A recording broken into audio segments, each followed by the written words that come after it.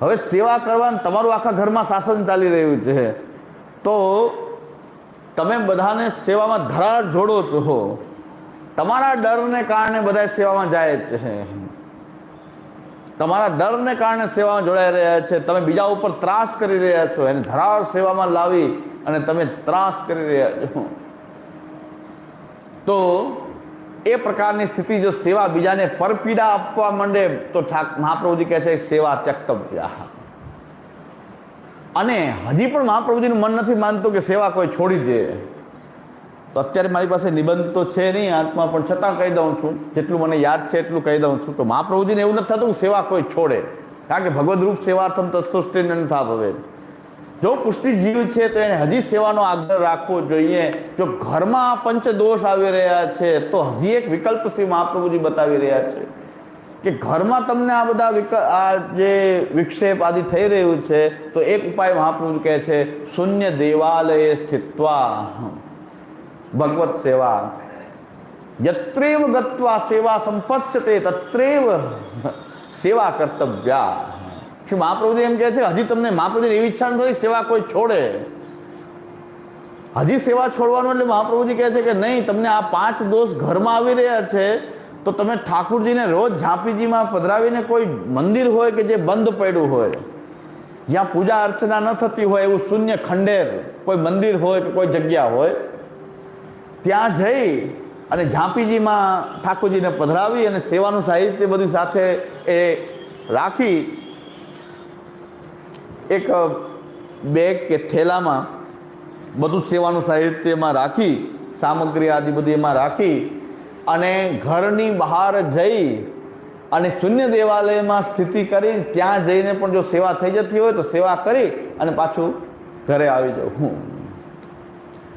તો એ સેવા કેવી હોય? એકદમ સૂક્ષ્મ પ્રકારથી ઠાકોરજીને ભોગ જારીજી ભરવાની એ સેવા જે છે પણ સમર્પિત હોવી જોઈએ. ત્યાં પણ રોટી શાક ઠાકોરજી ધર્યું હોય એ જ આપણે લઈને નિર્વાહ કરી, ત્યાં પાછી મિશ્રી ધરીને ઘરે આવી જાય પાછું એમ નહીં. તો ત્યાં શૂન્ય દેવાલય સ્થિત્વા, શૂન્ય દેવાલયમાં જઈને પણ ઠાકોરજીને પધરાવી અને સેવા કરી અને પાછા ઘરે આવી જવું. જો ઘરમાં જ ક્લેશ હોય તો આ રીતે સેવા કરવામાં કંઈ વાંધો ન હોય તો આવો વિકલ્પ પણ લઈ શકાય. અને હજી આગળ મહાપ્રભુજી કહે છે કે યત્રેવ ગત્વા સેવા સંપત્સ્યતે તત્રેવ સેવા કર્તવ્યા. જ્યાં પણ જઈને તમે સેવા કરી શકતા હો તો ત્યાં જઈને સેવા કરો. યત્રેવ ગત્વા, તમે તમારા પ્રભુને પધરાવીને જ્યાં પણ જઈને સેવામાં રહી શકતા હો તો ત્યાં જઈને સેવા કરો. મહાપ્રભુજી આનો અર્થ શું છે? કૃષ્ણ સેવા સદા કાર્ય, સેવા થવી જોઈએ. સેવાનો છોડવું તો બહુ વિપત્તિમાં અને રેર કેસમાં જ સેવા છોડવી જોઈએ, અન્યથા આવા બધા વિકલ્પોથી પણ ભગવત સેવા કરવી જોઈએ. હવે પાછો ચોર ઊભો થાય છે. તમને મગજમાં આવ્યું કે ન આવ્યું? મને તરત જ આવી જાય કે યત્રેવ ગત્વા, હવેલીએ હવેલ્યામ ગત્વા આવી ગયું. યત્રેવ ગત્વા સેવા સંપત્સ્યતે આવી ગયું. તો પછી હવેલી જઈને સેવા કરવી જોઈએ. પણ સેવામાં પોતાના સેવ્ય પ્રભુ હોવા જોઈએ, હવેલીના નહીં. અને મહારાષ્ટ્રીના ઘરમાં એવી વ્યવસ્થા આપતા હોય કે રોજ આવીને મારી સેવા કરીને પાછું ઘરે વહી જાઉં ઠાકોર પધરાવે તો કાંઈ વાંધો નથી. કોઈ હવેલીમાં એવી તમને સેપરેટ વ્યવસ્થા આપતા હોય કે તમે તમારા ઠાકોરજીની સેવા કરી, તમારું દ્રવ્ય તમારા ઠાકોરજીને પધરાવીને આવો, રોજ સેવા કરીને તમે તમારા ઘરે જાઓ. ઘરે નથી સેવાની અનુકૂળતા તો અહીંયા આવીને કરી જાઓ. પણ એમના હવેલીના ઠાકોરજીને નહીં, પોતાના સેવ્ય પ્રભુની જ સેવા થાય છે. કારણ કે સામૂહિક ઠાકોરજી તો હોતા નથી આપણે અહીંયા, ભાવાત્મક પ્રભુ હોવાને કારણે. તો યત્રેવ ગત્વા કે છે એનો મતલબ હવેલીએ જઈને નહીં. અને કદાચ હવેલીમાં એવી વ્યવસ્થા હોય કે જેને ઠાકોરજીની સેવા ન થઈ શકતો હોય આવીને સેવા કરે, આવીને સેવા કરે. એટલે અમે વ્યવસ્થા રાખી છે. અત્યારે જોયું હોય તો વ્યવસ્થા અમારા મુકામે આવીને જોઈ જાઓ. બધાને પેસેજ આપ્યું છે, તમે તમારા ઠાકોરજીની સેવા અહીંયા કરો, મારા ઠાકોરજીની સેવા આ બાજુ કરો. જે વૈષ્ણવ ઠાકોરજી પધરાવીને મારી સાથે આવ્યા છે એને અલગ વ્યવસ્થા આપી છે. ભેગા નહીં બિરાજે ઠાકોરજી, ભોગ આમાંથી પધરાવીને તમારા ઠાકોરજીની સેવા કરો. બધાની અલગ અલગ સેવા ચાલે, પ્રભુ કૃપાથી ચાલે છે. અત્યારે જ ચાલી રહ્યું. તો આવી વ્યવસ્થા આપણે કોઈ એવી જગ્યામાં પણ આપી શકીએ આપણા ઘરની અંદર. અત્યારે તો અમે જ્યાં મુકામ કરીએ મારું ઘર, બીજું શું. અત્યારે તો યહી અમારો રાજ હે. ટેમ્પરરી તો અત્યારે અમારું જ ઘર છે, કારણ કે મકાન માલિકને ટેરો બાંધી દો કે અહીંયા આવવાની મનાય. એને પૂછવું પડે કે હું એમ ન કે હું મકાનનો માલિક મારું ઘર છે અંદર આવું નહીં ટેરો, એને પૂછવું પડે. એટલે અત્યારે મારું જ છે, યહી અમારો રાજ હે બ્રજમંડળ ચહુ. અત્યારે તો અમારું રાજ ચાલે છે. પણ એમાં જે ઠાકોરજી પધરાવીને વ્યવસ્થા આવ્યો જ છે, તો તમે તમારા ઠાકોરજીની સેવા કરો ને એક પેસેજ આપી દઈએ કે આ જગ્યાએ તમે તમારા ઠાકોરજીને પધરાવો, સેવા કરો. અમારું કિશનગઢમાં ઘર છે, ત્યાં પણ બધાના અલગ અલગ આપેલા છે વ્યવસ્થા, ઠાકોરજીને બિરાજવાની વ્યવસ્થા, દરેકનું કિચન એવા બ્લોક બનાવ્યા છે કે જેમાં તમે તમારા ઠાકોરજીને પધરાવીને આવો અને અહીં તમારી બધી વ્યવસ્થા છે એ તમે કરો સેવા. સીધું સામગ્રી પાત્ર બધું લઈને પેસેજ આપીએ છીએ કે આ જગ્યાએ તમે તમારું બધું સાહિત્ય લઈને આવો, અહીં સેવા કરો. અને આવે છે ઘણા વૈષ્ણવ તો સેવા કરે છે, શિબિરે સાંભળે, સેવા એ કરે. અને સેવાયાંબા કથાયાંબા યસ્યાશક્તિ લાભ હોય. મહાપ્રભુજીના બધા જ સેવકો અલગ અલગ રસોઈ કરતા હતા, ભેગું ભીતર નહોતું, બધા અલગ અલગ રસોઈ કરતા હતા. માવજી પટેલના વિરજોમાં દરેકે અલગ અલગ રસોઈ કરી, અલગ અલગ ઠાકોરજીની સેવા કરી. તો આપણે ત્યાં તો આ જ સિસ્ટમ છે. તો ઠાકોરજીની વ્યવસ્થા કોઈ આપતું હોય હવેલીમાં તો ત્યાં જઈને પણ કરી શકાય, પણ એની મને મારી બધી વ્યવસ્થા મને આપી દો તો બાળકને એમ થઈ જાય કે આ બધી જમાવી ન દે, કે પોતાનું ઘર ન જમાવી દે. આ મુકામને અત્યારે એમ છે, પણ મહિના 2 મહિના સુધી જો મુકામ રાખી દઉં તો મકાન માલિકને એમ વિચારશે કે બાવા જશે કે નહીં જાય. અત્યારે કે બિરાજો ને બિરાજો, એમ મારા વાલા બિરાજો. અને પછી જો મહિના 2 મહિના જો મુકામ જ છે અહીંયા, તો પછી એની ચિંતા થવા માંડે કે બાવાનો કેવું કેમ, હવે કેવું કે આ તો પ્રસાદી થાય, તો મર્યાદા ભાવ છે આપણો. પછી પુષ્ટિ ભાવ ન રહે, પુષ્ટિમાં તો કાયમ અનંત ન જઈએ પીએ રહીએ મેરે હી બહેર. તો અનંત ન જઈએ પીએ એ પુષ્ટિ ભાવ છે. મર્યાદામાં શું છે, આવો બિરાજો, સ્વાગતા સ્વાગતા કરે, પાછા થોડાક ટાઈમમાં પધારી જાજો, વિસર્જન, આહવાન પછી વિસર્જન. જો વિસર્જન ન થાય ને કાયમી સ્થાપિત થઈ જાય દેવ, તો પુષ્ટિ માર્ગ થઈ જાય. તો આપણો પુષ્ટિ માર્ગ થઈ ગયો. અત્યારે મર્યાદા માર્ગ ચાલે છે, પણ મહિના 2 મહિના જો મુકામ લંબાઈ જાય તો એને ચિંતા થવા માંડે કે હવે પધારશે કે નહીં બધા. ઠાકોરજી તો એવું મુકામ જમાવ્યું છે આપણા ઘરમાં. હા, અનંત ન જઈએ પીએ રહીએ, યહી અમારો રાજ બ્રજમંડળ ચહુ ઓર, તુમ હમારી કુમુદની હમ કમલ વદન કે ભોર. આપણા ઠાકોરજી એમ કે તું હમારી કુમુદની હમ કમલ વદન કે ભોર. આપણા ઉપર એવી રીતે બધાય કે હવે જાઉં જ નહીં. આપણે કંઈ અનંત ન જઈએ, આપણી અંદર પણ એવો ભાવ પ્રકટ થાય છે, અનંત ન જઈએ પીએ રહીએ મેરે હી મહેલ, સૈયા સામગ્રી વસન આભૂષણ સબવિધ કર રાખુંગી ટહેલ, અનંત ન જઈએ. ગાય ચારવાય કંઈ આપણે ગોકુલની બહાર કંઈ જવાનું નથી, ગાય ચારવાય વ્રજને વૃંદાવન જ જવાનું. આખું વૃંદાવન આપણે અમારે પાઠમાં માની લેવાનું છે, ખંડ ને પાઠ, બસ આટલી લિમિટ છે. આની બહાર ગાય ચારવા નીકળી જાવ ક્યાં ગોતવા.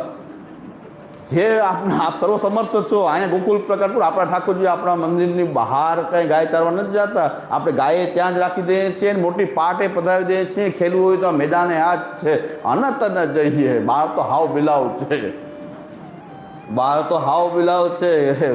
બીક બતાવીએ ઠાકોરજીને, બહાર તો હાવ બિલાવ છે. આ બાપા બાપીઓ છે, ક્યાંક મનોરથમાં પધરાવી દેશે કે હાવ બિલાવ છે, ક્યાંક મનોરથમાં પધરાવીને ઝુલાવા માંડશે નંદ મહોત્સવમાં. અનંત ન જઈએ પીએ રહીએ મેરે હી મહેર. જે જોતું હોય બધું હાજર, સૈયા સામગ્રી વસન આભૂષણ બધું અહીંયા, અનંત ન જઈએ.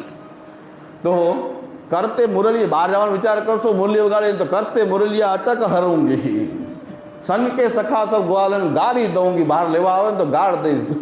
ઠાકોરજીને જો બહાર પધરાવા આવે કે તમારા ઠાકોરજીને પધરાવો મનોરથમાં, તો સંગ કે સખા સબ ગ્વાલન ગાળ દઉંગી. ને ઠાકોરજી પધરાવો કેમ આવ્યો, તમારા ઠાકોરજી મનોરથમાં પધરાવો કેમ આવ્યો, એમ કહેવા માટે. સંકે સખા સબ ગ્વાલીને ગારી દઉં, તુમ તો કહાવત ફૂલ ગુલાબ કે, સંકે સખા સબ ગ્વાલીને ગારી દઉં. તો કરતે મુરલિયા અચક હરુંગી, એસી ધૂપ મેં પીએ જાને ન દઉંગી. આ ધૂપ છે, તાપ છે સંસારનું. બહાર તો હાય હોના ભગવત સ્મરણ ને આ તો બધા અહીંયા બાપા બાપીઓ ખૂબ ખેલ કરે છે. આ તો તાપ છે, અહીંયા ધૂપ છે, પ્રભુ ઘામ છે. તો એસી ધૂપ મેં પીએ જાને ન દઉંગી. જ્યાં તો તાપ લાગ્યો છે મોટો, સંસાર આવેશનો તાપ છે.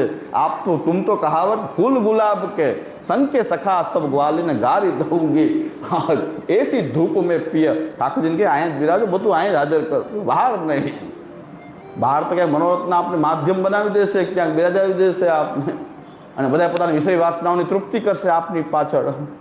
તો તાપ લાગી જશે, આપ કરમાઈ જશો. ગુલાબ છો, આવા લોકોને જોઈને તો આપ કરમાઈ જશો. એટલે દર્શન ના કરાવવા જોઈએ, એટલે ગુપ્ત રાખવા જોઈએ, કારણ કે અમે તો જે બધું હાજર કરી દઈશું ને અમારી સાથે બસ અહીં આપ બિરાજો બસ આનંદથી. આપ એમ કહો કે યહી હમારો રાજ હે, તુમ હમારી કુમ. અને આવો ભાવ આપણી અંદર હોય તો ભગવાન કહે છે હું ક્યાંય નહીં જાઉં, હવે મેં જમાવી દીધું છે, હવે અહીંયા બિરાજી ગયા છે, હવે ક્યાંય નહીં જાઉં. એટલે આ પ્રકાર છે. પુષ્ટિભાવ અને મર્યાદા ભાવમાં ઘણો બધો ફરક છે. પુષ્ટિભાવ તો પ્રભુને ખૂબ એનો આનંદ લેવાનો એ છે. ગોખલામાં આનંદ પ્રભુથી બિરાજે છે. આપણા આ ગોખલામાં બિરાજે, ઝાંપીજીમાં બિરાજે. યત્રેવ ગત્વા સેવા સંપત્સ્યતે તત્રેવ સેવા કર્તવ્યા. મહાપ્રભુ કહે છે જ્યાં જઈને પણ સેવા થતી હોય, પોતાના સેવ્ય પ્રભુને પધરાવીને જાઓ અને એની સેવા કરો. તમને સેવા લાયક વાતાવરણ જ્યાં મળતું હોય ત્યાં જઈને પણ જ્યાં સેવા થઈ શકે ત્યાં સ્થિતિ કરવી જોઈએ. પંચદેશ આ પંચદોષ સંભવે, જ્યાં સેવા થતી હોય ત્યાં રહેવું જોઈએ. તો મહાપ્રભુજીનો કેટલો આગ્રહ છે ભગવત સેવા માટે, ઠાકોરજીની સેવાનો કેટલો આગ્રહ છે. આ પંચદોષ સંભવમાં પણ એવું નથી સેવા છોડી દો, એના પણ વિકલ્પ બતાવ્યા છે. શૂન્ય દેવાલય સ્થિત્વા, શૂન્ય દેવાલયમાં જઈને સેવા કરો. યત્રેવ ગત્વા સેવા સંપત્સ્યતે. અને એ પણ જો ન થતું હોય તો પ્રતિબંધક રૂપાણામ પાપાણામ નાશાય તીર્થ પર્યટનમ વરમ. અને જો આ પ્રતિબંધ છે આ સેવામાં દૂર કરવા માટે, આ પાપ છે, આપણા મોટા પાપ તો એ છે કે સેવાથી વંચિત છીએ આપણે, સેવાથી વંચિત થવું પડે છે, એ જ તો પાપ છે. એ પ્રતિબંધક રૂપ જે પાપ છે એના નાશ માટે મહાપ્રભુ કહે છે કે તીર્થ પર્યટનમ. પછી તો તીર્થ પર્યટન કરવું એ વિકલ્પ બાકી રહે છે કે તીર્થ પર્યટનમ. પણ ક્યારે આટલી હદ સુધી સેવા નિભાવવા માટે મહાપ્રભુજી આજ્ઞા કરે છે. આટલી હદ સુધી ભગવત સેવાનો નિર્વાહ થવો જોઈએ અને કરવો જોઈએ. અને છેલ્લે તીર્થ પર્યટનમાં આ નહીં વ્રજમાં જાઓ ને ફેરા કરો એમ નહીં. તો એકાકી શાંત નિસ્પૃહ પર્યટેત તત્પર. એકલા, સંઘ લઈને નહીં, એકલા નિસ્પૃહ, કોઈ પણ પ્રકારની સ્પૃહા રાખ્યા વગર બધી ઇન્દ્રિયો ઉપર, અંતઃકરણ ઉપર એકદમ કંટ્રોલ, શાંત અને ભગવત તત્પર થઈ અને તીર્થ પર્યટન કરવું. તીર્થ પર્યટનમાં એકાકી શાંત નિસ્પૃહા અને નામોચ્ચારણ કરતાં કરતાં ભગવાનનું નામોચ્ચારણ કરવું, બીજી લૌકિક ચર્ચા નહીં કરવી. અને નિસ્પૃહ થઈને તીર્થ પર્યટનમાં કૃષ્ણ માટે, કૃષ્ણની સેવા માટે, આ પ્રતિબંધક રૂપ જે પાપ છે એના નિવારણ માટે તીર્થ પર્યટન કરવું. એમાં પણ એકાકી શાંત નિસ્પૃહ પર્યટેત તત્પર. એ તીર્થ પર્યટન પણ એકાકી હોવું જોઈએ, શાંત હોવું જોઈએ, એ આપણા અંતઃકરણ ઉપર અંકુશ હોવો જોઈએ, ઇન્દ્રિયો ઉપર નિગ્રહ, અને નિસ્પૃહ થઈને કોઈ પણ પ્રકારની લૌકિક વૈદિક કામનાઓથી રહિત થઈને એ આ કૃષ્ણના જે લીલા સ્થળીઓ છે, પછી વ્રજ છે, જગન્નાથજી છે, દ્વારકાજી છે, દ્વારકા ક્ષેત્ર છે, આ તીર્થોની અંદર એ પર્યટન કરવું જોઈએ. પણ એકાકી શાંત નિસ્પૃહ પર્યટે તત્પર. ત્યાં બહુ સંઘ ભેગા કરીને નહીં, યજ્ઞ સમાન જોઈએ. હરિએ તીર્થ અને યજ્ઞમાં સમાન સામર્થ્ય મૂકેલું છે. હરિ દ્વારા મુકાયેલું છે, બે સામર્થ્ય સમાન છે. જેમ યજ્ઞ દ્વારા, યજ્ઞમાં પણ ભગવાનનું સ્વરૂપ છે અને તીર્થમાં પણ એ ભગવાનનું એ સ્વરૂપ છે. તો એ તીર્થનો આશ્રય એ કરવો જોઈએ. પણ શું કામ કરવો જોઈએ? કે કૃષ્ણ સેવામાં પ્રતિબંધક પાપોની નિવૃત્તિ થાય, કે મને પુનઃ કૃષ્ણ સેવા પ્રાપ્ત થાય. તો કૃષ્ણ સેવા જ પાછી ફલ છે. એટલે વાત આવે કે પાછી સેવા ફલ. આપણા 10 જે છે એ સૂત્ર આપણે પૂરા કર્યા છે. 5 સૂત્ર બાકી છે. એ કાલે આપણે લઈ અને સેવાફળ ગ્રંથ, મને લાગે છે મહાપ્રભુજીની કૃપાથી તિકમનગરની વાડીમાં અહીં 16 ગ્રંથનો પ્રારંભ કર્યો હતો. અને કાલે શ્રી મહાપ્રભુજી જો કૃપા કરે તો સેવાફળ ગ્રંથ અહીં જ આપણો 16 ગ્રંથ પ્રવચન માલા એ આપણે અહીં જ સંપન્ન થાય. ઘણી જગ્યાએ ફરી લીધું, પાછા અહીં આવી ગયા. તો આ જ જગ્યાએ આપણે 16 ગ્રંથની શરૂઆત કરેલી અને ત્યારથી અત્યાર સુધી શ્રી મહાપ્રભુજીની કૃપાથી ઉત્સાહ એવો ને એવો બન્યો રહ્યો છે. અને ઘણાએ ભવિષ્યવાણી કરી હતી કે આ ભલે ગમે એટલું બોલે પણ આ થોડીક બાવા છે હવેલી કરશે અહીંયા. તો આ હવેલી કરશે ભલે કરશે ત્યારે જોયું જશે. આપણે 16 ગ્રંથ તો કરી આવી ભવિષ્યવાણી કરી હતી કે થોડાક ટાઈમ કરશે, બધા લોકોને ભેગા કરી પછી હવેલી કરી નાખશે. તો મેં હવેલી તો કરી નાખી 100-150. સુરતમાં 100-150 થઈ ગઈ આપણે 16, 17, 18 વર્ષમાં. આજે જ ઠાકોરજી એક વૈષ્ણવે પુષ્ટ કર્યા, આજે પણ ઠાકોરજી એક વૈષ્ણવ પધરાવ્યા. હા, અને 2 વૈષ્ણવ જે છે એ મેં કીધું કે તમારા પ્રતિબંધ હોવાથી તમારે પુષ્ટ ન કરાવો, કારણ ઘરમાં ના પડે છે તો સેવા કરો. તો એ પણ સેવા તો કરી જ રહ્યા છે, એમાં પણ કાંઈ ફરક નથી, પુષ્ટ કરીને કરે કે પુષ્ટ વિના કરે. પણ આજે જ વૈષ્ણવે ઠાકોરજી પધરાવ્યા અને આજે પણ આપણો આ ક્રમ ચાલુ જ રહ્યો છે કે ભાઈ હવેલીઓ ચાલુ જ છે, હવેલી બનતી જ જાય છે. ઠાકોરજી ઘરમાં બધા વૈષ્ણવ સેવા કરે છે. લગભગ અત્યાર સુધી 30-35 વૈષ્ણવ એ ઠાકોરજી નવેસરથી પધરાવીને પુષ્ટ કરાવ્યા છે અત્યાર સુધી મારા ખ્યાલ પ્રમાણે. અને 100-150 વૈષ્ણવ એવા છે કે જે લોકો સમર્પિત નહોતા અને એ સમર્પિત થઈ, કોઈ મિશ્રી ધરતું હતું, કોઈ અંશાકડી ધરતું હતું, કોઈ પૂજા પ્રકાર કરતું હતું, એ બધા જ ઠાકોરજીને એ સમર્પિત થઈને સેવા કરવા માંડ્યા છે. આ જ ફલ છે, આ જ સેવા વૈષ્ણવ કરી રહ્યા છે. આપણી આ જે પ્રવચનમાલા જે છે એનું ફલ જ એ છે કે વૈષ્ણવ સેવા કરી રહ્યો છે ઘરમાં, અને ઘરમાં સેવા કરવાની શરૂઆત કરી. બસ એ જ સફળતા છે, એ જ સૌથી મોટી ભેટ છે, અને એ જ શ્રી મહાપ્રભુજીની સેવા છે. મહાપ્રભુની સેવા કંઈ બેઠક જઈને જારી તંપસ કરવાથી ન થાય, પણ મહાપ્રભુજીના માર્ગમાં એમના દૈવી જીવોને ફરીથી જોડવું એ જ શ્રી મહાપ્રભુજીની સેવા છે. મહાપ્રભુજીના ઉપદેશનું પાલન કરવું એ શ્રી મહાપ્રભુજીની સેવા છે. તો વૈષ્ણવ બધા એ આ રીતે પણ, એટલે જે ભાઈએ પણ ભવિષ્યવાણી કરી કે વૈષ્ણવ કદી જૂઠું ન બોલે, આપણો વિશ્વાસ છે કે વૈષ્ણવ હોય અને એ ક્યારેય જૂઠું ન જ બોલે. જે વૈષ્ણવ ન હોય, કોઈ પાખંડી હોય તો વાત અલગ છે, પણ વૈષ્ણવ હોય તો કોઈ ખોટું ન જ બોલે. તો એને કીધું કે હવેલી કરશે, 1 નહીં 150 કરી દીધી. 150. હા, એ શ્રી મહાપ્રભુજીની કૃપા. હવેલી તો થઈ જ ને, કેમ ન થઈ? ઘરે ઘરે જ્યાં ઠાકોરજી બિરાજે, જે ઘરમાં ઠાકોરજી બિરાજે એ હવેલી. હવેલી એટલે કોઈ મંદિર થોડું છે, હવેલી એટલે ઘર છે. તો ઘરમાં ઠાકોરજીની સેવા કરતા વૈષ્ણવ થઈ ગયા છે શ્રી મહાપ્રભુજીની વાણીને કારણે, મારા કારણે નહીં. પણ શ્રી મહાપ્રભુજીની વાણી માટે એકત્ર થઈએ છીએ તો એનું પરિણામ પણ મળી રહ્યું છે કે વૈષ્ણવ પોતાના ઘરમાં સેવા કરે છે, પ્રતિબંધમાં પણ કરે છે. પ્રતિબંધ છે ત્યાં આપણે એવી રીતે માર્ગદર્શન આપ્યું છે, તો પ્રતિબંધમાં પણ સેવા કરે છે. તો મહાપ્રભુજીની પૂર્ણ કૃપાનો અનુભવ કરું છું, અને હા, મારા જેવા પામર જીવ ઉપર શ્રી મહાપ્રભુજીની એવી કૃપા રહી કે 16 ગ્રંથ મુખમાં આવે છે, 16 ગ્રંથ મારા મુખમાંથી પ્રભુ બોલાવે છે. મહાપ્રભુજી અલૌકિક આવી દિવ્ય વાણી એ આપણો અધિકાર નથી, પણ આપણી વાણી તો પવિત્ર થઈ રહી છે નિશ્ચિંતપણે. જેવું પણ આવડે છે, યથામતિ કછુ બરની આયો જાનિયો ય દાસ હે, દ્વારકેશ નિરોધ માંગે યહી ફલ કી આસ હે. અમારા પ્રભુમાં નિરોધ સિદ્ધ થઈ જાય. તમે બધા વૈષ્ણવ તમારા ઘરમાં તમારા ઠાકોરની સેવામાં નિરુદ્ધ થઈ જાઓ, અને તમારા બધાના આશીર્વાદ શુભકામનાને કારણે હું પણ મારામાં કંઈક મારા પ્રભુમાં નિરુદ્ધ થઈ જાઉં.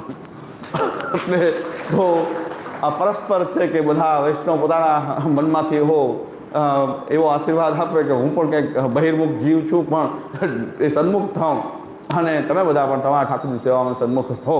આ આપણા બધા શ્રી વલ્લભીએ સૃષ્ટિ સમાજ સંગ મિલી જીવન કો ફલ પાઈએ, શ્રી વલ્લભ ગુણ ગાઈએ તાહી તે રસિક કહાઈએ. એટલે મને થયું કે હરિરાયજીનો ગ્રંથ તો આપણે ઘણા બધા છે લેશું, આ સેવા ફલ જે છે એક વખત આપણું સાંગોપાંગ અધ્યયન થઈ જાય તો કાલની કોણે દીઠી છે, પણ આ સેવા ફલ કંઈક છેલ્લે અધૂરું ન રહી જાય એવો મનમાં ઉત્સાહ રહે છે. અને રોજ રાત્રે સૂઈએ ત્યારે રોજ એ છે કે આજનો દિવસ જોઈએ, કાલે પ્રભુ આજે આખો દિવસ ઠાકોરજી સન્મુખ રાખ્યા, સેવા કથા અમે કાલે જે થવું હોય એ તો આપણે તો જીવન, હું તો એક જ દિવસનું જીવન માનું છું. સવારે ઉઠ્યા ત્યારથી જીવન શરૂ થયું, રાતે પૂરું થઈ ગયું. સવારે ઉઠીએ કે હા જીવું છું તો ઉઠી જશું, મરી ગયા તો ઉઠશું નહીં.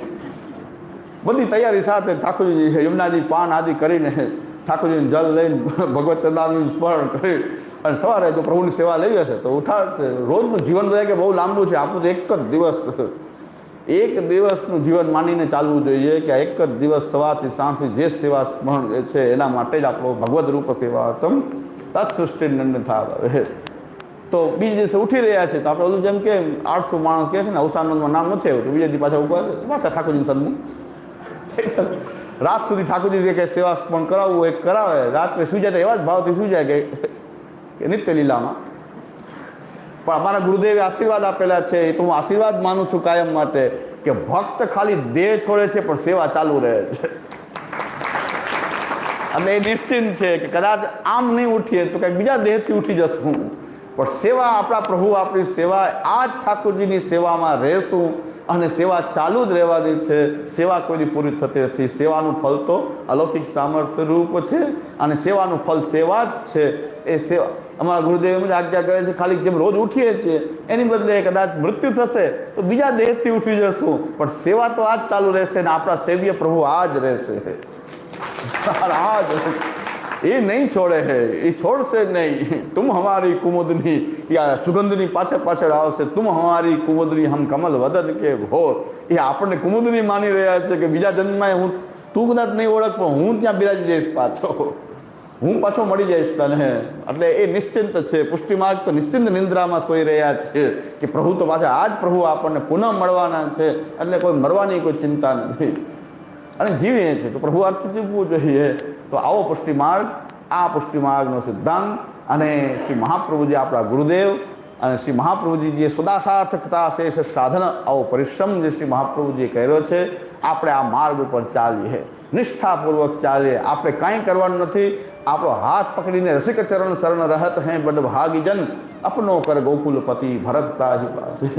એટલે સામેથી ગોવર્ધન ધરણ આપણને, સામેથી આપણા ઠાકોરજી આપણને ભરતતા જ બાત છે. જય જય શ્રી વલ્લભ પ્રભુ વિઠ્ઠલેશ સાથે. આપણે તો આ માર્ગ ઉપર સ્થિતિ રહીને ચાલતા રહીએ, પ્રભુ સામે આવીને મળી જશે, એ લેવા માટે આવશે. મહાપ્રભુજીના માર્ગ ઉપર ચાલીએ, શ્રી મહાપ્રભુજીના માર્ગનું ઉલ્લંઘન ન કરીએ, બસ એટલું જ કરવાનું છે. આપણે શ્રી મહાપ્રભુજીના માર્ગનું ઉલ્લંઘન ન કરીએ, શ્રી મહાપ્રભુજીના માર્ગ ઉપર ચાલીએ, મહાપ્રભુજીની મર્યાદાનું પાલન કરીએ, બસ આટલું જ કરવાનું છે. આટલું તો થઈ જ શકે, ન થઈ શકે એવું કાંઈ ઘણા કે જીવ શું કરી શકે, બસ આટલું કરી શકે. આટલું કાંઈ નહીં, એટલા ઉત્પાદ તો કરી લ્યો છો, ખાલી એટલું જ નથી કરવું. જીવ શું કરે? તો જીવ તો આ તોફાન તો કરે છે ભગવત સ્મરણના અંગીકારના, બાપા બાપી જામી પડ્યા છે ખોટે ખોટા, આટલા તો ઉત્પાદ જીવ મચાવી શકે. તો મહાપ્રભુજીના માર્ગ ઉપર ચાલી કેમ ન શકે? ચાલો, શ્રી મહાપ્રભુજીના માર્ગ ઉપર ચાલો.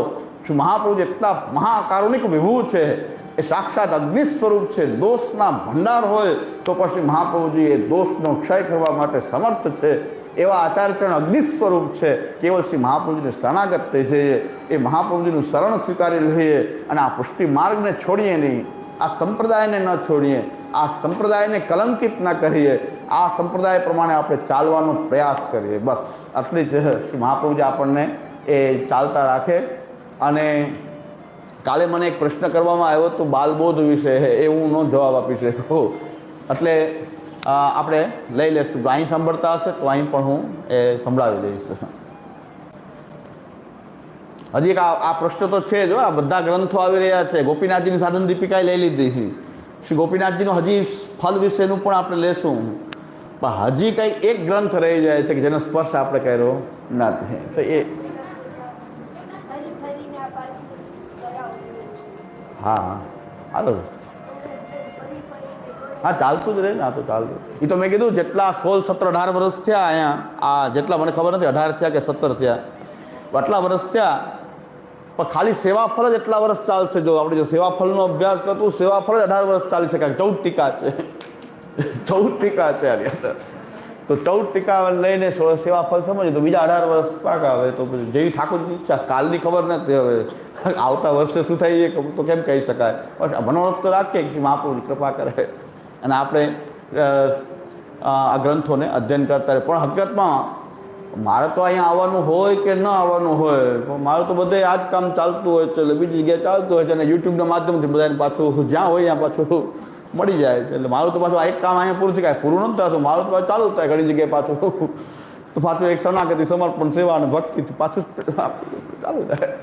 કારણ કે બીજું તો કંઈ આવડતું નથી. અષ્ટાક્ષર શ્રી કૃષ્ણ શરણમાં આ જ છે અમારું, તો શ્રી કૃષ્ણ શરણમાં આ જ છે. શ્રી મહાપ્રભુજીની વાણી સિવાય તો બીજું એમાં જેવું ચંચુ પ્રવેશ થાય એવો કરી લેવો. કારણ કે મહાપ્રભુજીના બાલક, મહાપ્રભુજીના વંશજ છીએ, એના પુત્ર છીએ, શ્રી મહાપ્રભુજીના વંશજ છીએ, તો મહાપ્રભુજીની વાણીમાં જ વિહાર કરીએ. બીજા શા માટે બીજામાં વિહાર કરીએ? અમે બીજામાં શું કામ વિહાર કરીએ? શ્રી મહાપ્રભુજીની વાણીમાં જ વિહાર કરીએ. તો જેટલો બને એટલો પ્રયાસ આમાં જ કરવાનો પ્રયત્ન કરતા રહીએ છીએ. તો હા બોલો. હા તો કાલે શરૂઆત ત્યાંથી જ કરીશ હવે, બાકી પાછો બીજી 3 કલાક થાય. હા અવશ્ય કાલે બાકી બીજી 3 કલાક